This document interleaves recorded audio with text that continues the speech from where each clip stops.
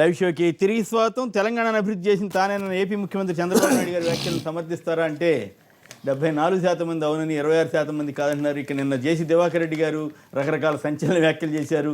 AP ముఖ్యమంత్రిని ఒకసారి పొగిడారు, ఒకసారి ఇట్లా మాట్లాడినట్టుగా ఒక పత్రికలో నమస్తే తెలంగాణ పత్రికలో వచ్చింది. ఏంటి అది గుప్తా గారు?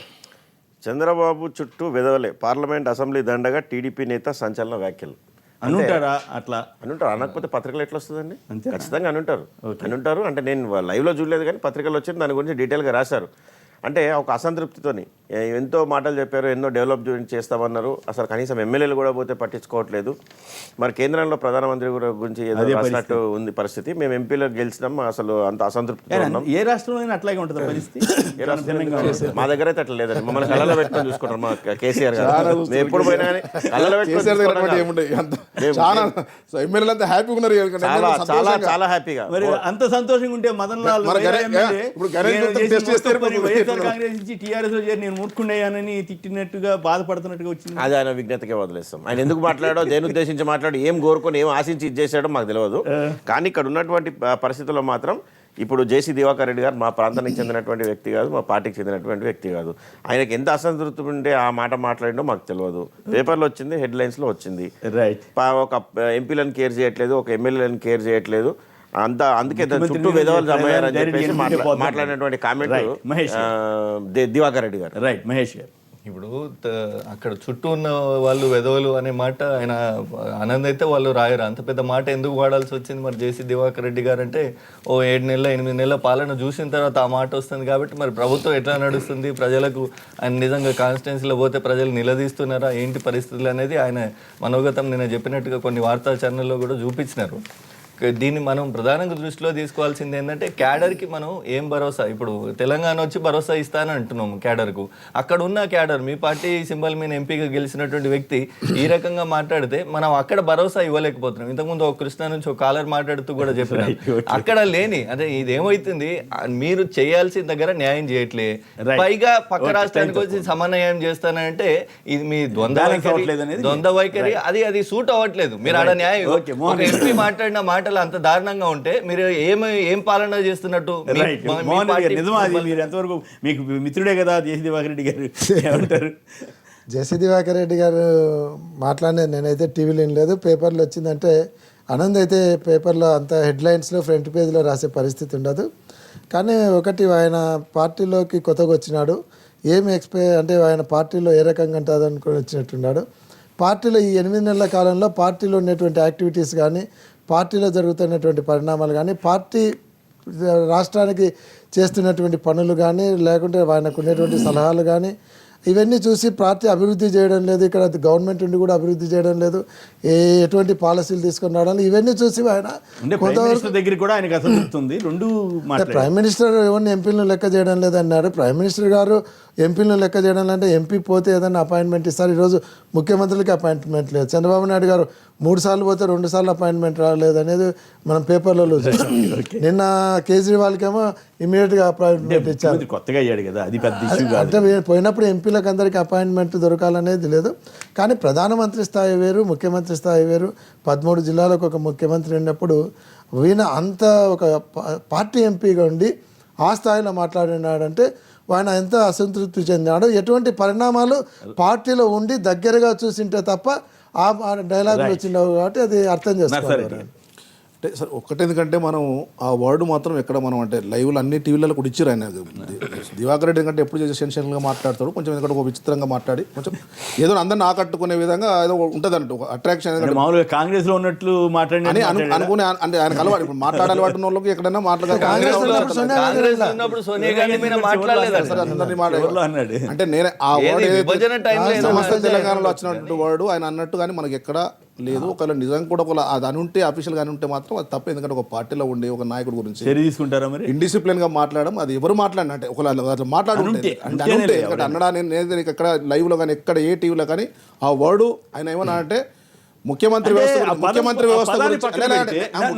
చిన్న ప్రశ్న, ప్రధాని పక్కన పెడితే పెద్ద నాయకులు చుట్టూరా ఈ భజన పరుగులు చేరతారని ఇట్లాంటివి అంటే ఒక్కళ్ళని కాదు, దయచేసి నన్ను అపార్థం చేసుకోవద్దు. పెద్ద నాయకులు అందరికీ ఈ సమస్య వస్తుందని అంటారు, ఎంతవరకు వాస్తవం? అంటే ఒకటి ఏంటంటే ఆబ్దికారులు అందరూ బాధ ఇప్పుడు కేసీఆర్ అనుకుంటారు కేసీఆర్ గురించి నానా బాధలు చెప్పుకుంటారు గణేష్ గుప్తా కూడా మన ఆబ్దికారు ఒక లైవ్ తీసేస్తే ఆయనకున్న బాధలు ఆయన చెప్పుకుంటాడు నేను చెప్పుకున్నా బాధ చెప్పుకున్నది అంటే ఒకటి, నేను చాలా ఏమన్నా- సంతోషంగా ఎవరైనా ఉన్నా. ఎవరైనా ఆబ్దికారుల తనకు ఏదో కేసీఆర్ గారు భోజనం జరగనప్పుడు చేస్తుంటే 10 మంది పోయినా, 10 మందికి భోజనం పెట్టి తినిపిస్తారు. నర్సారెడ్డి గారు కూడా అదే పరిస్థితి అండి. ఆబ్దికారులు అంటే మనం ఎవరు ఏ నాయకుడు అన్న జనరల్గా ఒక ఆబ్దికారులు ఏదైనా ఒక షటర్ లేస్తా ఉంటుంది తప్ప అది కానీ ఆయన వాస్తవంగా ఎందుకంటే ప్రధానమంత్రి ముఖ్యమంత్రి వ్యవస్థ గురించి మాట్లాడే లైవ్ వచ్చింది తప్ప ఇది రాలేదు. సరే నమస్తే తెలంగాణ ఒక పెట్టింది ఎందుకంటే ఏదో ఒకటి వీడియో వైఎస్ఆర్ కాంగ్రెస్ నాయకుడు లేడని ఇట్లా మిగతా విషయాలు కూడా ఉన్నాయి. మాట్లాడండి ఎందుకంటే మిగతా విషయాలు కూడా ఉన్నాయి. ఒకటి కానీ మాత్రం- ఈ పాయింట్ నేను సహజంగా ఒకటి మాత్రం యాక్సెప్ట్ చేస్తాను ఎందుకంటే Right. ఒకటి మాత్రం యాక్సెప్ట్ చేస్తా ఆయన కొంచెం అట్లా మాట్లాడే టైప్ మనిషి ఎందుకంటే అది ఏదైనా అంటే కొంచెం ఇప్పుడు కాంగ్రెస్ లో అనేక సందర్భాలు చూస్తున్నాం bold గా But అది కాంగ్రెస్ పార్టీ నడుస్తుందేమో కానీ తెలుగుదేశం బోల్డ్ గా మాట్లాడతారు. బోల్డ్ అంటే నేను చెప్పినట్టు అవుద్ది. మీరు బలి వాడు. అదే ఏం చెప్పినా ఆయన అంటే ఏదన్నా అట్లా మాట్లాడేస్తారు టక్కన కాదు, అదో sensation మాట్లాడారంటే అవుతుంది. అది చాలా అదో ప్రమాదం sensation కదా. అవుతుంది. అది ప్రమాదం కదా. కొమ్మినేని గారు అది ఒకవేళ అవకాశం అంటే ఉంటుంది. ఒకవేళ అట్లా మాట్లాడి ఉంటే సభ్యులు ఆ స్థాయిలో అది మాట్లాడాలంటే కాంగ్రెస్ పార్టీ నడుస్తామో తెలుగుదేశం పార్టీ నడదు కాంగ్రెస్ పార్టీ నడవడం నడవదా, చుట్టూ ఉన్న వాళ్ళ గురించి కరెక్ట్గా కాదు. ఒక మాట చెప్తాను. అలాంటి వాడు కొమ్మినేని చుట్టూ గారు. అయ్యా, ఉండాలి. ఎవరైనా ఒకటే మీకు స్పష్టత రావాలి.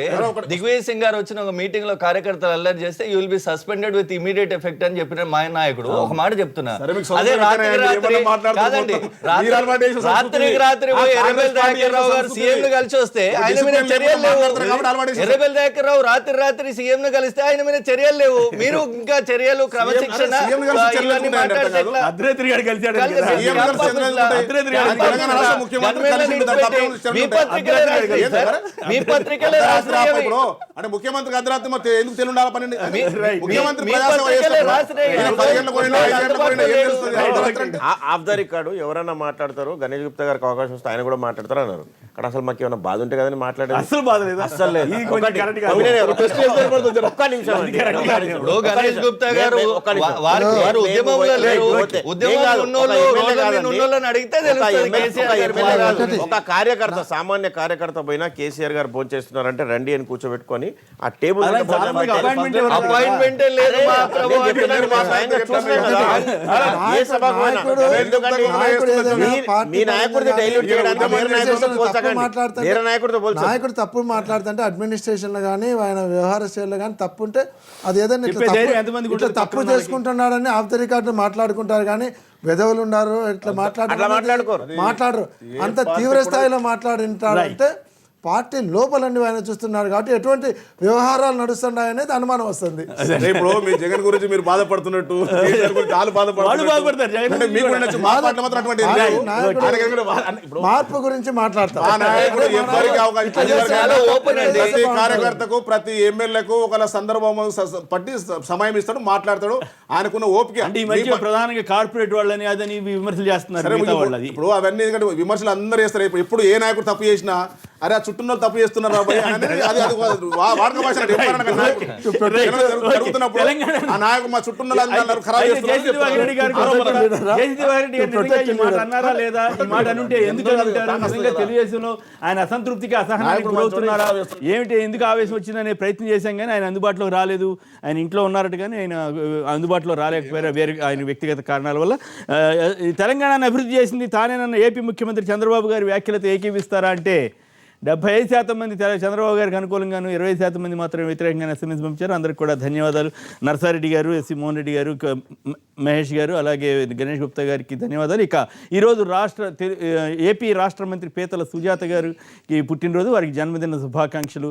తొలుత ఆచంట నుంచి ఆ తర్వాత చింతలపూడి నుంచి శాసనసభకు ఎన్నికై తొలిసారిగా మంత్రి పదవి చేపట్టిన సుజాత గారికి జన్మదిన శుభాకాంక్షలు. ఇది నేటి వార్తా విశ్లేషణ కార్యక్రమం. నమస్కారం.